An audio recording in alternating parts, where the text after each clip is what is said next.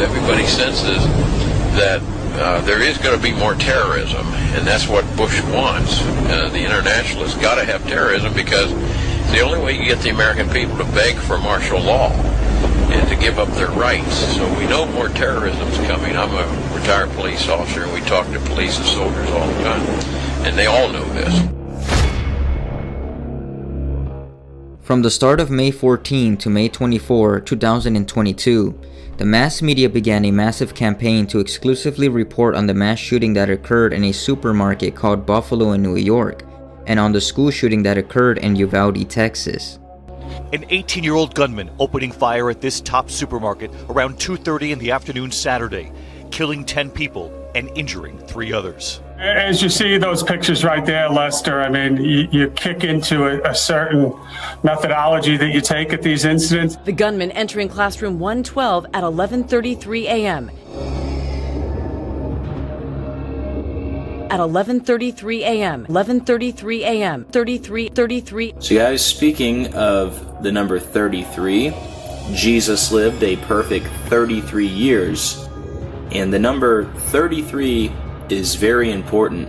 Of course, in Freemasonry, you have your 33 degrees of Freemasonry.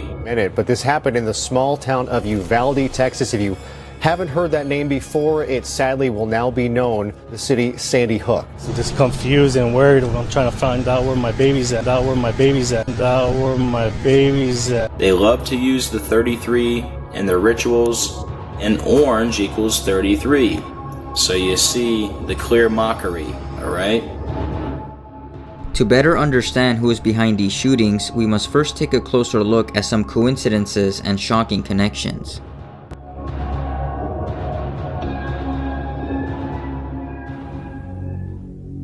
Gunman kills 10 at New York grocery store while live streaming on Twitch.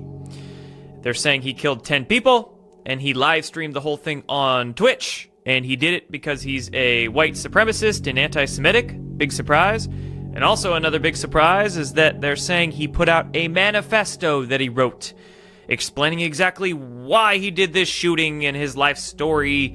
And I'll show you that and a whole lot more. Let's take a look first at this guy's manifesto.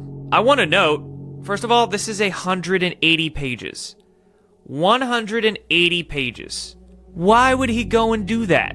He talks about exactly what he's using, what he has on, why he's doing it, gives his life story. It's like, it's too suspicious. Way too suspicious. If this manifesto was like 5 pages long, it wouldn't look as weird. But 180 pages? With all this? Yeah, something's up there. I want to highlight some other weird things about this manifesto before we move on. This guy also claims to post pictures. My most recent self-pictures are below. Gives these 2 photographs.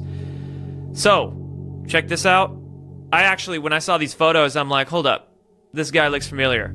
And come to realize, it's this guy. His name's Sam Hyde. Wow, check that out.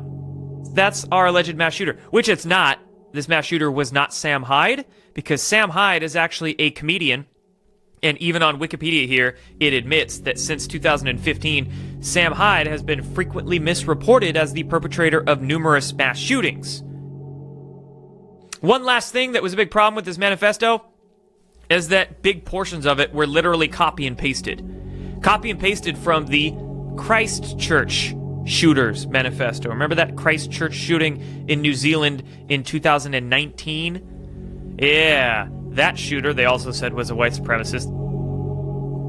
Was the Christchurch shooter. This was an article back in 2019, okay? This is 3 years ago.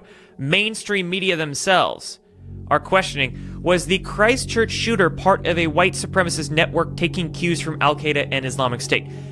That white supremacist network, holy crap, Azov Battalion.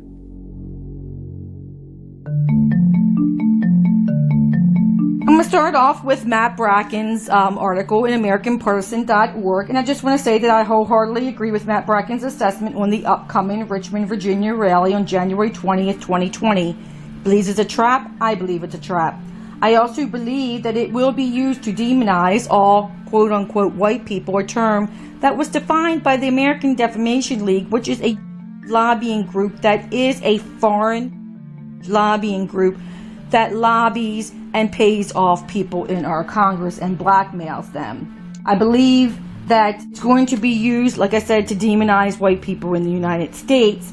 And why is this group allowed to label and demonize white people? Who are they to say that white people that love their country are white nationalists? Why do they get this say? I believe that this event's going to be infiltrated by paid actors and paid groups that have been created by our own government and armed by Israel. I believe our corrupt and blackmail government are going to use this event to pass their unconstitutional and outrageous bills like this one. And all they're going to need is one event to get this ridiculous bill passed in the Senate. Which brings us to our Hegelian dialect. Step 1. Create a problem by arming and funding extremists to take down opponents by proxy. The Azov Group. We already had a group of 40 human rights activists file a petition with the High Court of Justice demanding that Israel stop arming the exports to Ukraine. That's right. Israel is arming the Azov Group in Ukraine. So why did Congress okay funding for Ukraine? Well, they've been funding Ukraine, and it's been going to groups that are supported by George Soros. That's right. To clarify some things, the Azov Battalion Group is not a real National Socialist organization. In fact, they do not inherit any real attributes of real National Socialism. National Socialism is about preserving your own group of people and to guard your borders from alien hostile groups. It's about love and family and about enduring the Christian faith. What we see in Ukraine, however, are a stylish and more modern version of ISIS. It's an organization made up of criminal thugs and Bolsheviks that are being funded by very powerful capitalists, like George Soros, and intelligence agencies like the CIA. But wait, wasn't the mainstream media telling us that the Azov Battalion, they're small, they're nothing to worry about, that's not the reason Putin's in Ukraine, that's not who the Biden administration is funding in Ukraine. But wait, apparently the Azov Battalion is strong enough, is global enough to have connections to these mass shootings like in Christchurch, and maybe even this guy in Buffalo, New York. How about this on the guns, okay? Directly on the guns. We have the hash, the cross, crisscross little symbol there. On the right, you'll see Christchurch shooter, had that hash symbol. Boom, on the left, Buffalo, New York shooter, same symbol. So we got the hash symbol, and that's not the only one. Check this one out here. We got the 14. 14 in the fish. That was on the Christchurch shooter's gun. 14 in the fish. We also have a 14 on the AR-style rifle that was used in Buffalo, New York last night. Where have you seen the 14 in the fish before? Well, that frickin' creeper right there. And remember, back during the Christchurch saga, back in 2019, John Podesta was in New Zealand 5 days. 4 or 5 days before the Christchurch mosque terror attacks. This is your personal account that was hacked. I gotta think you're getting updates on the investigation that others would not. What can you share? I will share this with you, Chuck. The first time I was contacted by the FBI was 2 days after WikiLeaks started dropping my emails. Let me pause here. The first 2 days after. 2 days after. So October 7th, October 7th. This Christchurch shooting was not only used as the justification to ban guns, which, look, Buffalo, New York, when was this posted? Wow, 7 p.m. last night. The shooting wasn't even a few hours old. And yet, mainstream media and corrupt politicians are already using that to call for gun control. Deep state creates the problem, in this case, mass shooting, to get the intended reaction from the public. In this case, oh my god, MAGA people, racist, white supremacists, shooters, white people, shooters, gotta ban guns. That's the reaction they want. And then C, solution. The solution is here, gun control. Not just gun control, but also big tech censorship. They're trying to kill two birds with one stone here. Kill two birds with one false flag. I personally believe that this shooting was a real event that occurred, that lives were lost. I say this because you can see by looking at several videos of the victims involved in the shooting that they are truly crying and have tears in their eyes. However, the only question I have is, where are the bodies of the alleged victims? It is evident to me that these so-called white hate shooters are being used through MKUltra or some other diagnosis to perpetrate these massacres in order to strip away our right to bear arms. This white supremacist gunman previously was hospitalized after he threatened to shoot up his school. Accused Buffalo shooter Peyton Gendron was hospitalized and underwent a mental health evaluation back in 2021 after he threatened to shoot his high school classmates.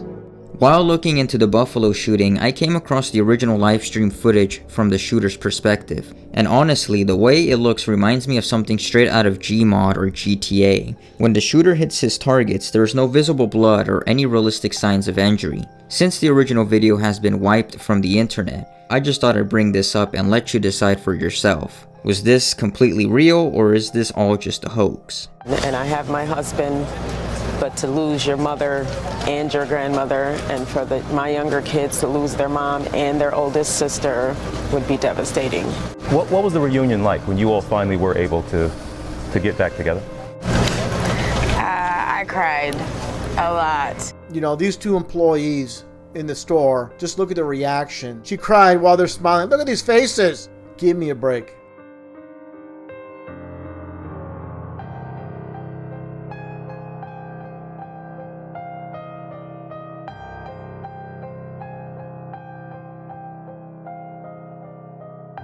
The second episode to this 3-part mini-series will cover the Uvalde, Texas shooting, and will show how real crisis actors were used to perpetrate the false flag.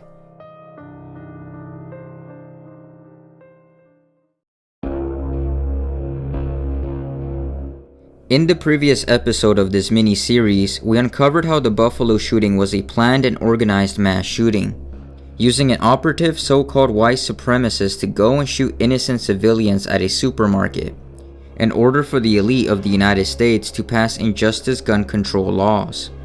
In this second episode, we're gonna unravel how the Uvalde shooting in Texas was staged using real crisis actors, and how both the Buffalo and Uvalde shootings are being used to strip away our Second Amendment.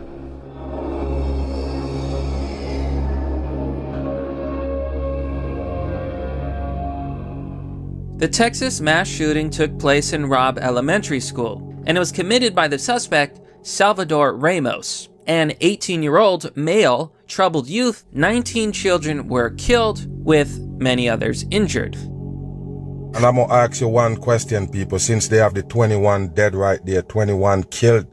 Remember, people, when I did the video, the last video I did on it, it was 15 people dead for your number 6.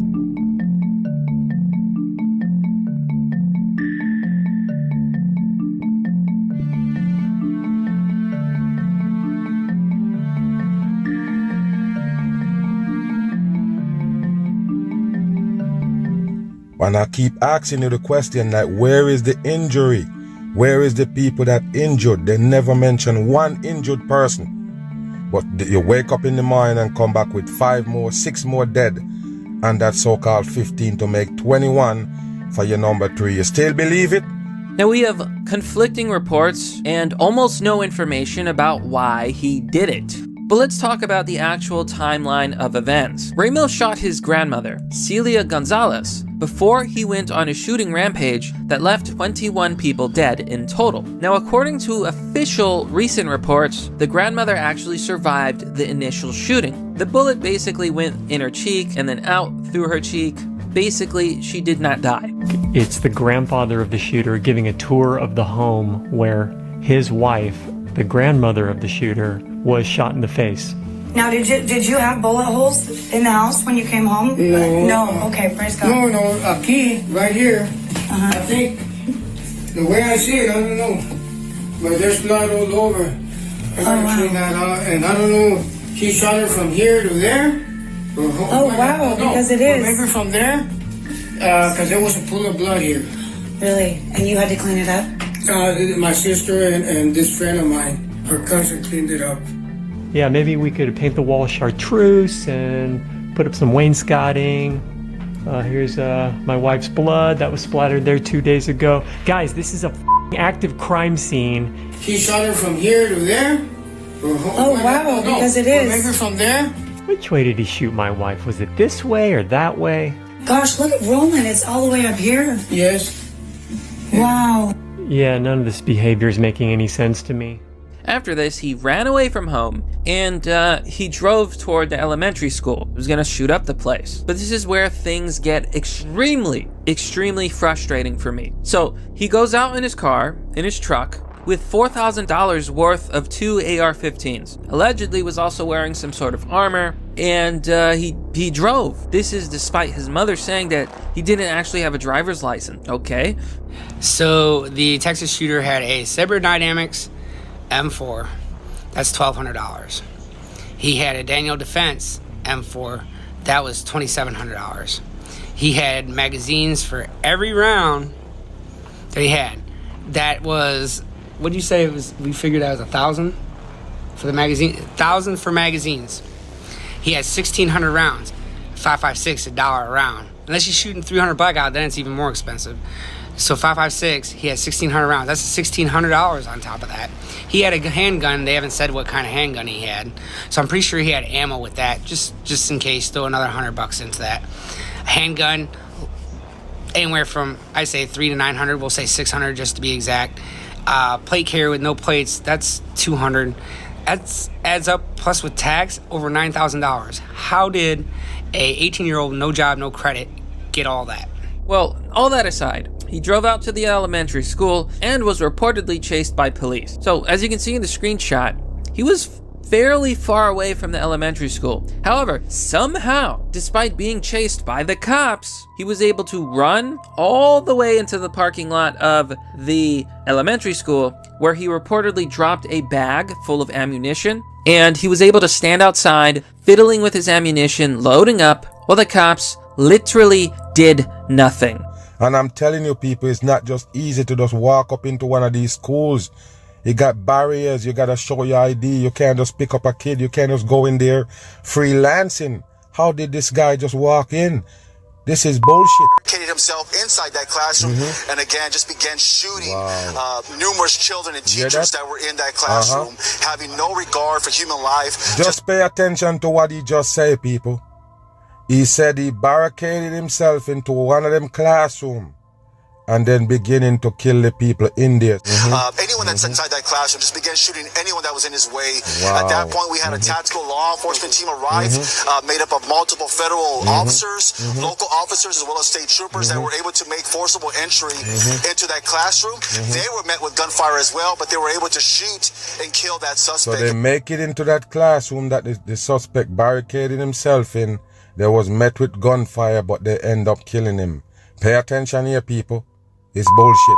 So check this out, folks. The police were doing nothing. Uvalde police handcuffed and pepper sprayed the parents, who urged them to storm the school, including a dad of a murdered girl and a mom of two who got free, who tried to jump a fence and rescue the kids herself. Okay, let me get this straight. According to the reports, not only did cops allow Ramos to get in the school and shoot little children, not only did they wait an hour, not only did they tackle and tase parents, some cops actually ran into the school to save their own kids, while the parents were literally pepper sprayed and not allowed to save their own kids. It should be understood that cops naturally react and go to rescue someone in danger despite having to lose their lives in the process.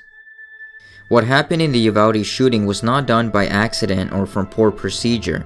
Instead, what we saw were cops being told not to enter the school to stop the shooter and to not allow any ordinary parent to go inside the school. Now, why would they be given orders to not stop the shooter in the first place?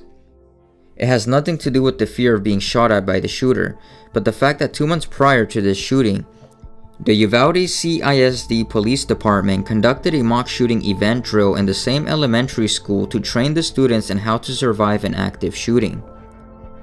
The reason why I bring this up is because there have been several children who were interviewed by newscasts during the aftermath of the Uvalde shooting, where the students openly say that they were involved in a drill event, indicating that no one was really killed or injured, but that it was all a staged event. It was a peaceful and quiet Thursday morning in downtown Crandall until 180 school employees filed into Crandall High School, colored armbands and fake blood in a spray bottle dictating the roles they would play. Are there any questions? Then 3 fake gunshots. Go. Suddenly, a new round of gunfire. And a pretend gunman emerging to roam the halls. 13 different police agencies responded. If you guys want to go straight, we can go left. Stepping over actors playing dead and searching the labyrinth of rooms and hallways for several fake gunmen. Police officers are seen hunkering down, waiting for more backup. You really think a cop would be standing still and be on his phone in the middle of an active shooting?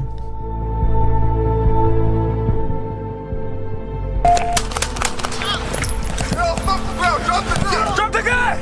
Get on the ground! Drop the gun! Drop it! Drop the gun! He's in this classroom right here on the right. Take cover, guys. After taking cover outside, Sergeant Coronado gives his first update on the situation to responding officers. Okay, guys, he's on inside this building. We have him contained. He's gonna be on the building. Remember 198, we're gonna be running. Put the gun down! Put the gun down! But after those gunshots, Arredondo again tries to talk with the shooter. Can you hear me, sir? And again, minutes later, Sir, if you can hear me, please put your firearm down, sir. We don't want anybody else hurt. Yeah, I got him.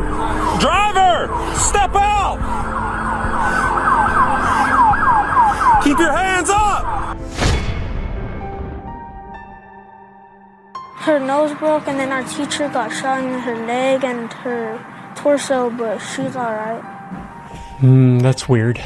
She locked the door, and then she just like dropped on the floor, but everyone was like telling her to wake up, even though she was okay. Even though she was okay. Even though she was okay. It's not sounding right. You're holding a picture of your daughter. She had just won an honor roll. Yeah. She was just trying to do the right thing. I did speak with a father of a 9-year-old girl who was still waiting for news on her condition. This was her today. She received the AB honor roll from school today when they were giving out the awards. Alfred Garza says this picture of his daughter, Amy Jo, captures her perfectly, always smiling.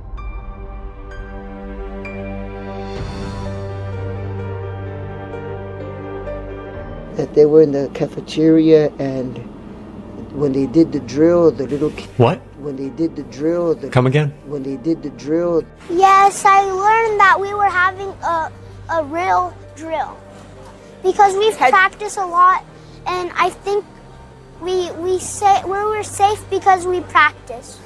There you go. They're safe because they practice. They were doing drills. We know that drills have ramped up since Sandy Hook. These kids have been bathed in drills, so they are conditioned and prepared for the staged shooting. So ask yourself, are you seeing any kind of genuine terror in their eyes as they recount these experiences? I don't. Charismatic. She was loving. She was brave, courageous, intelligent. Gave them a swatch of the fabric and flour. Swatch of the fabric and flour. Took her to the park. She liked to feed the ducks. Yeah, we used to go feed the ducks a lot. My friend's babies, he's just very good with babies. It makes me laugh because, I love music and I listen to music all the time, but every time we pulled up to that school and they're about to open their door, she makes sure to turn it down all the way. I'm gonna wait all I can, I'm concerned. I'm just confused and worried. I'm trying to find out where my baby's at. Find out where my baby's at. If he's concerned, why is he smiling? And that is there that we met two of the grieving parents, Ryan and Jessica Ramirez. Their 10-year-old daughter, Alethea. She was one of the 19 children that were killed the day before. Alethea.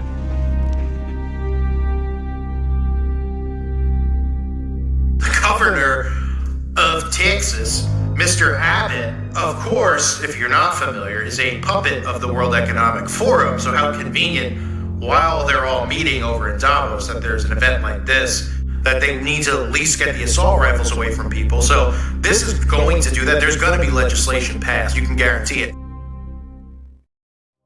Some additional things I found concerning the Uvalde incident includes a video from BitChute that claims to show a Masonic emblem behind a black truck. The video was apparently aired by the Washington Post, and it's clear that the footage was taken in Uvalde, Texas, as shown by the officers' uniforms and what appears to be an ongoing investigation. However, I have not been able to find the original source of this video. It's clear that the footage comes from the Washington Post, but none of the top news articles show such a video. That being said, it's important to note that Uvalde, Texas, especially the area around Robb Elementary School, is surrounded by numerous Masonic lodges, so it's not an obscure idea to believe that the Freemasons might have had a direct involvement with organizing the event. Another major issue with the Uvalde incident is the story of Angeli Rose Gomez. According to official sources, Gomez, a mother of 2 children trapped inside Robb Elementary School, was praised by the media for her bravery. Reports claim she was initially handcuffed by police, but managed to free herself, jump a fence, and rescue her kids, all while gunfire was still active inside the school. But when you examine the evidence, things just don't quite add up. In a widely circulated video, a man recording outside the school captures Angeli running, yet throughout the footage there are no audible gunshots, contradicting Angeli's claim. And you were hearing gunshots, so you knew that you could hear the it was an gunshots. active shooter. It was still active. The gunshots were still active. Is the guy still in there? We're not sure. These contradictions raise serious questions about the official narrative. And once you see this angle to these psyops, you really can, understand them and you can really break down how they really target people's emotions. I mean, for instance, when this Sandy Hook shooting, so I was on Facebook that day and literally like all of my friends were just posting how they were so devastated hearing that all these children were murdered. And it's crazy because the whole thing is a complete hoax. It's not even real. I don't think anybody died. I think it's all basically actors, and it was all just a media manufactured event. I don't know if the people hosting the show have seen the videos, but I mean, you got to see the video of the father, Robbie Parker. He's laughing. Yeah. He's literally laughing and joking before he goes into his character to do his interview.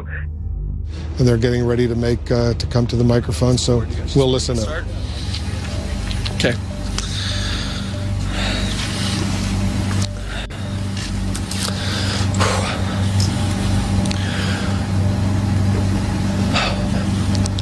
So my name's Robbie Parker. My family is one of the families that lost a child yesterday in the Sandy Hook Elementary School shootings here in Connecticut. And agencies wanting to know. President Obama repealed this in 2012. This act allowed the American government to use propaganda on its own American citizens. This allows the government to go to the corporate entities that control all major media, including newspapers as well as magazines, to create any scenario, even an outright and total lie, without any liability, any responsibility, and not being able to be traced back to the government, that they are responsible for the false media being placed out there. Propaganda. Nothing what you are being told is the truth. I've also asked the school board to make a part of every day some kind of anti-violence, anti-gun message. Every day, every school, at every level. One thing that I think is clear with young people and with adults as well is that we just have to be repetitive about this. It's not enough to simply have a catchy ad on a Monday and then only do it every Monday. We need to do this every day of the week and just really brainwash people into thinking about guns in a vastly different way. In the third final episode of this mini-series, I will show how the 4th of July shooting in Highland Park, Illinois was another false flag used against the American people in order to continue the elite's gun control agenda. At the same time, I will show the consequences of removing the right to bear arms by using Australia as an example.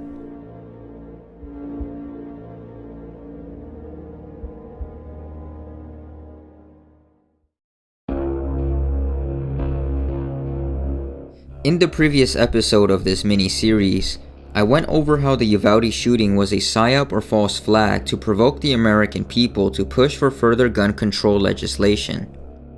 In this second episode, we're gonna unravel how the Highland Park shooting was in fact another psyop lie, and how removing the right to bear arms can lead to tyranny within our own nation.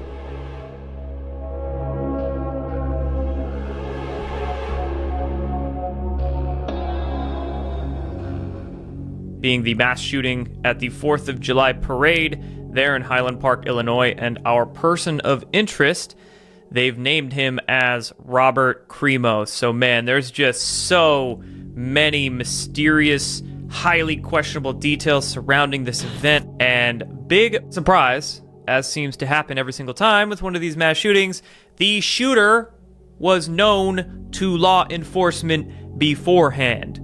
Law enforcement had actually previously visited Robert Crimo's home twice. Once because I think he was threatening a family member with a knife or something like that. And so yes, he was most definitely known to law enforcement beforehand. If law enforcement had previously visited Robert Crimo's home for threatening to kill his family and others, why wasn't he arrested right in the spot? Let's take this short clip from The Sun that was aired in 2019 as an example as to what a real confrontation would have been if a teenager threatens to hurt a group of people. I, Dalton Barnhart, vow to bring my father's M15 to school and kill 7 people. And Falcon Warrior 920? Who's that? Yeah. Go ahead and turn around. Put your hands behind your back. He's under arrest currently for making a threat to cause a mass shooting / active terrorism. But he's just a little kid playing a video game. And all these kids keep getting arrested. And that's why the FBI and the local law enforcement is spending so much time. Because how do we know he's not going to be the kid from Parkland? He's not going to be the next kid, the kid that shot up Sandy Hook. We don't know that. There's a Florida state statute that says you cannot make a written threat to cause a mass shooting, act, or kill or harm anybody else. He made the charge. He's going to face the consequences. This video clip tells us two things. Either A, the police were clearly irresponsible for not arresting Crimo on the first place, or B, this confrontation never actually took place and it's only being told to us as if it's real, in order for the globalists to push their mass shooting story.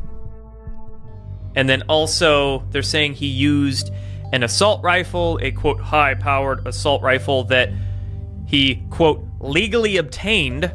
Yes, they really want you to think he legally obtained it, so that way they can roll out more laws to further restriction, because, oh, even these guns that people legally obtained can be used in these mass shootings, etc., etc. So, for a 22-year-old to climb up on a rooftop with a ladder, put a bunch of women's clothing on, shoot a half dozen people, and then crawl down, evade police for a while, nothing makes sense. Nothing makes sense. For them to pull off these events with the logistics and the tactics necessary to do them, you have to ask yourself the common sense question, was there anybody else involved or assisting these individuals in doing these mass shootings? Curious video taken from his social media of him in an FBI hat. Could have been a joke, okay? Doesn't mean he was FBI or handled by the FBI or anything like that. Could have just been a joke, but could have been sort of a joke hiding in plain sight as well, right?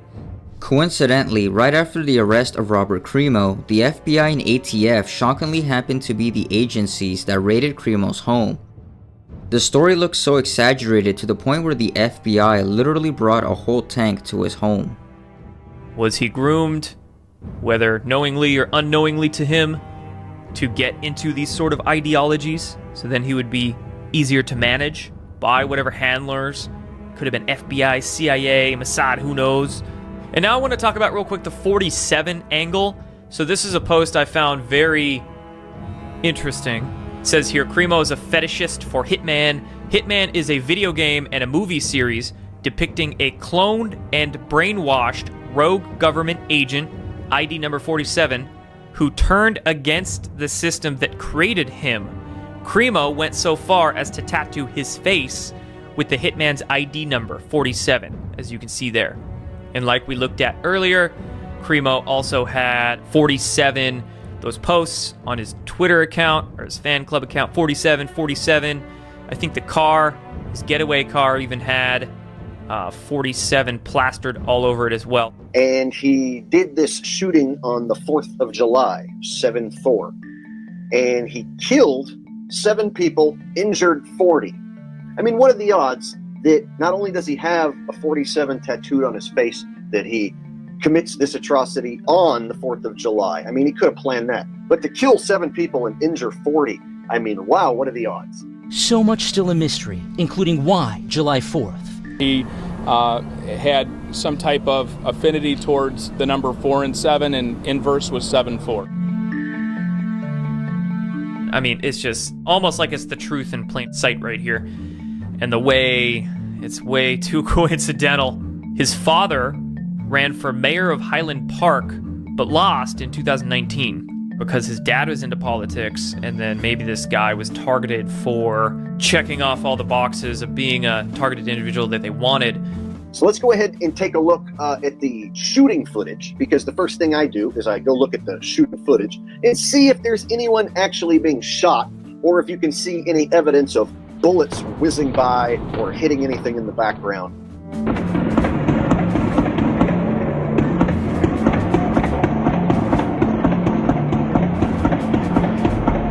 Hold up, wait a minute. That sounded like a recording of gunfire. That didn't even sound like gunfire. That sounded like a recording coming out of like a speaker. And each shot just sounded just like the last, like it was a recording.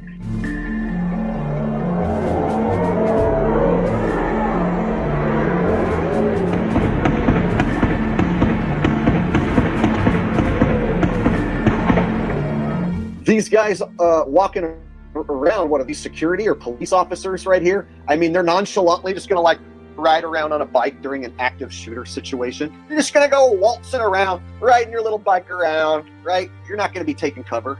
So I find it hard to believe that these cops are completely unfazed by this supposed gunfire.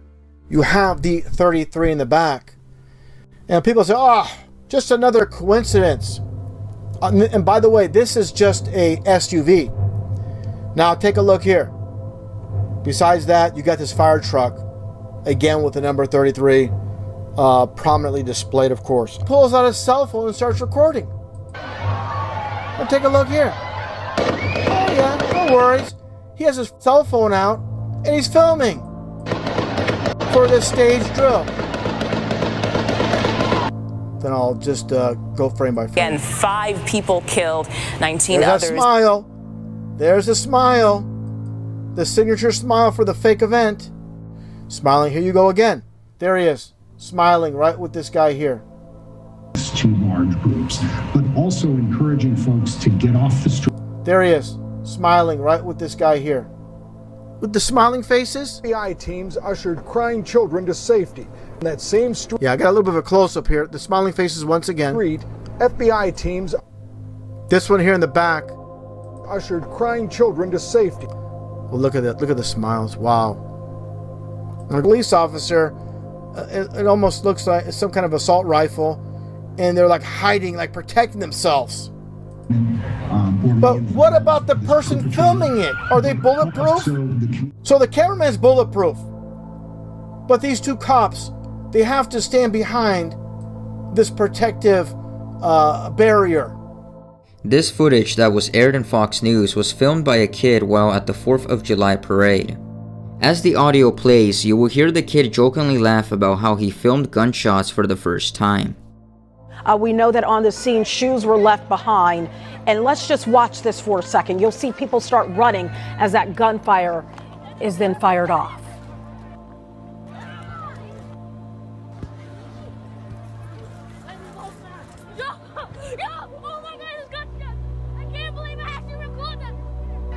I just recorded. This clearly tells us that even the people running were unfazed and confused on whether there were any actual gunshots fired. So I think you have a combination of crisis actors being used, a whole team of crisis actors, and you have some real people mixed in there who are just running in the confusion. And so I don't see any evidence of any bullets hitting anything, let alone any people. The last thing before we go tonight, remembering lives stolen. And you know the drill. We have done this far too many times before. And you know the drill. We have done this far too many times before. And you know the drill.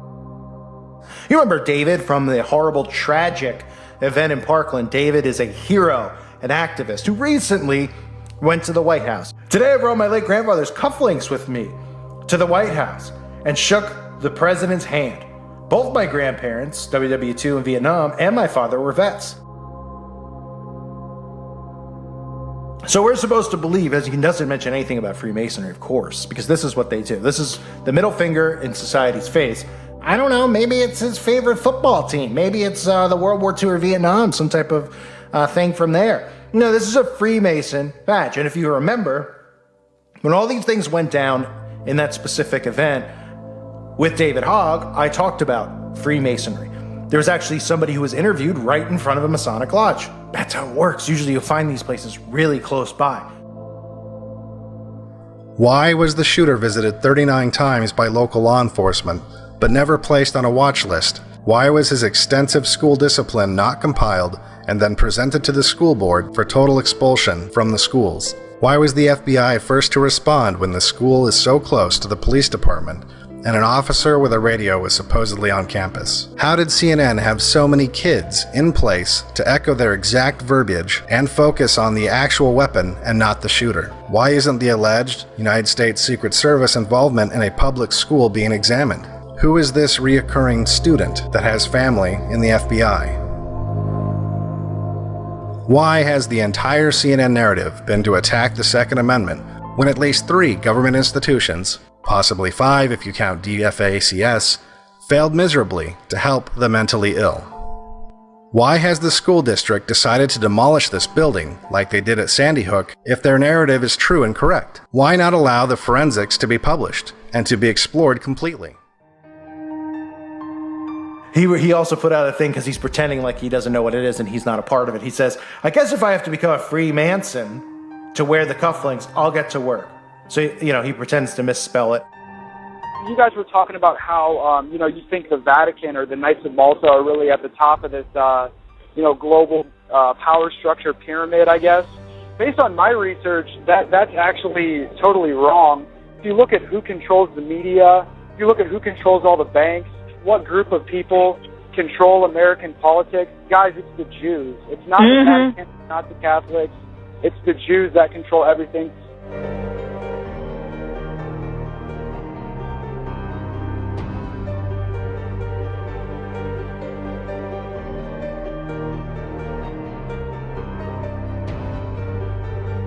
We need a moratorium, perhaps, on gun sales.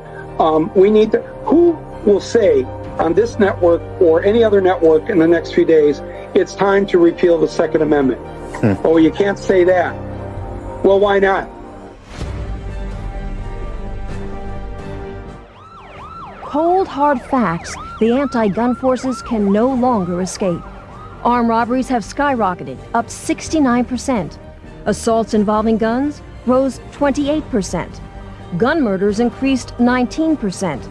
And a new phenomenon, home invasions jumped 21%.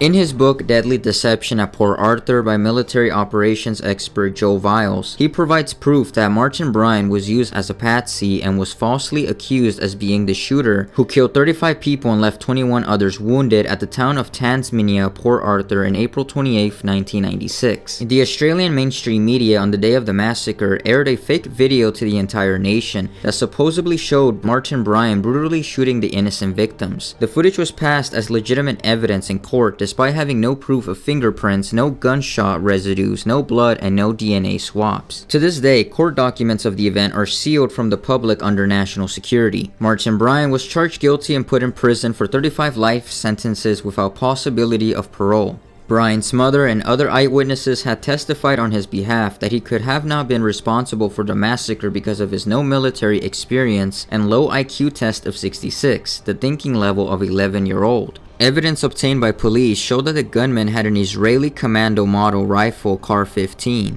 Joe Viles is of the opinion that the shooter was a Mossad agent. This false flag event became the pretext for Australian Prime Minister and pro-Zionist John Howard's gun reform laws. 650,000 guns and rifles were confiscated and destroyed to rubbles.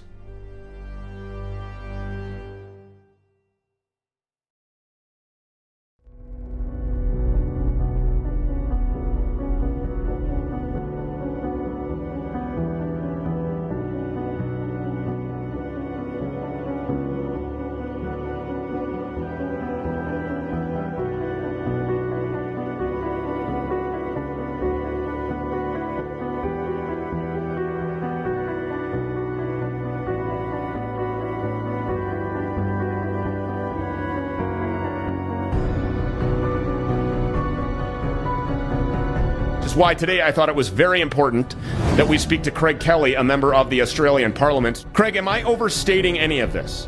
Are we really looking at what the tyrannical grip of a nation can lead to? Many of our state parliaments have been closed down, and we have these tyrannical medical bureaucrats that have effectively taken control and are locking people in their homes. The schools are closed. The former New South Wales Premier Gladys Berejiklian resigned on October 1 subject to corruption charges and, according to other political parties, was being manipulated by pharmaceutical companies to push inoculations. She's being directed by a lobbyist in Sydney who's being paid by AstraZeneca and by Pfizer tens of millions of dollars to get these policies through to make sure the vaccine is pushed. That's why. You asked the question, I gave you the answer, and that's my personal knowledge. We have to acknowledge when evidence changes. So my message to everyone is disregard anything we said about 2 doses. It's 3 doses or more. We will be looking at what contact tracing looks like in the New World Order. If you make the judgment to not get vaccinated, you won't wait out the virus, because the virus will be here for a long time. And your only protection against it is being vaccinated. Then we're going to get into booster issue, so it won't be your first and second dose, it'll be have you had your third. And that's just the way it is. We've got to accept that this is the new world order. When it comes to vaccines in our bodies, we must always have access to informed consent and freedom of choice. In August 2020, Prime Minister Scott Morrison said, "It's not going to be compulsory to have the vaccine." Remembering, we do not have a mandatory vaccination policy in this country. We do not have that. We are not proposing to have that. That is not changing. On Monday, 28th of June 2021, he went back on his word and stated that it will be mandatory for all aged care workers to have the vaccine. We have agreed to mandate vaccination to have at least 1 dose by mid-September 2021 of all residential aged care workforce.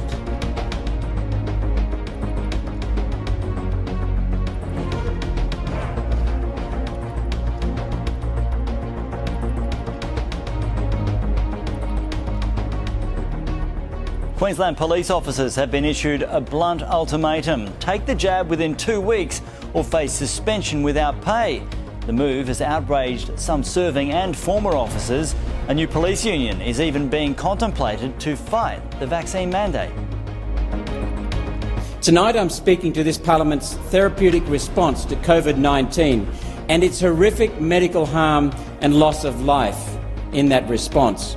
COVID vaccine injuries are hidden behind anonymous government data, while COVID virus supposed harm is splashed across prime time. The very least we can do for the victims of COVID vaccines is to say their names. Victims like Caitlin Georgia Gotts, a healthy and vibrant 23-year-old studying at Griffith University to become a vet while working as a horse strapper. Caitlin dropped dead at work of a heart attack following her second Pfizer shot. Her death was recorded as asthma, a condition Caitlin has never had. Reginald Lynn Shearer, a formerly healthy, fit and active man who quickly went downhill and passed away from effects that began after receiving the AstraZeneca vaccine. Daniel Perkins, a 36-year-old healthy father from Albion Park, who died of a heart attack in his sleep following his second Pfizer injection. Douglas James Roberts died after taking AstraZeneca. His family are concerned that his GP didn't warn him of the side effects of the vaccine. In other words, no informed consent was obtained. We actually have Australian troops have been ordered out on our borders. Imagine American troops that wouldn't allow people from Florida to enter into Georgia unless they produced some document that they had been injected with one of these so-called COVID vaccines. People are distressed. People are prevented from going to work. They're locked down in their houses. Protests are outlawed. We saw on the streets of Melbourne only a few days ago a protest against the government. And they had, the first time I've ever seen in my nation, they had police dressed up in full riot gear with actually firing rubber bullets and projectiles into the crowd, into an unarmed crowd. This is something that you would expect to see in despotic regimes in South America. We see it here in the streets of Australia today. Is this state-sponsored terrorism? State-sponsored terrorism, just like the others were. Just like, the World Trade Center bombing 1 and 2. It's all orchestrated, and it's going to be more terrorism because the easiest way to get the American people to not just beg for martial law, but demand it of their official. When they're scared enough, they'll give up everything to be made safe.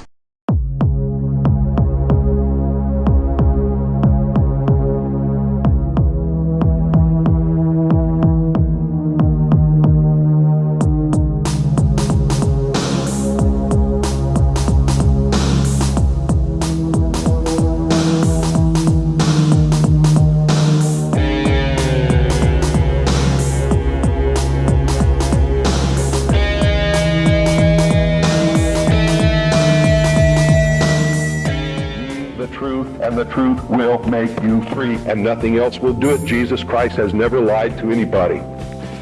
Why won't you listen to him? Don't spread a rumor, spread the truth.